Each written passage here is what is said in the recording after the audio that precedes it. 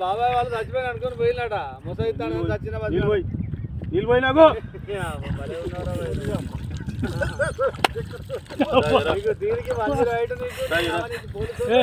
ఎందుకు పన్న వాళ్ళ ఎందుకు అనుకున్న వాళ్ళ ఈ చల్లదనానికి ఎండకు చేయలేక కన్నీకి ఓడిపోయి వచ్చిన గెలవలేక ఏం చేసావు 10 రోజుల నుంచి గణేట్ చేత నాతో గట్టించి నా కష్టం దోచుకొని గణేట్ రాయ్ నాకు అంటే డబ్బులు ఇచ్చారు కానీ శ్రమ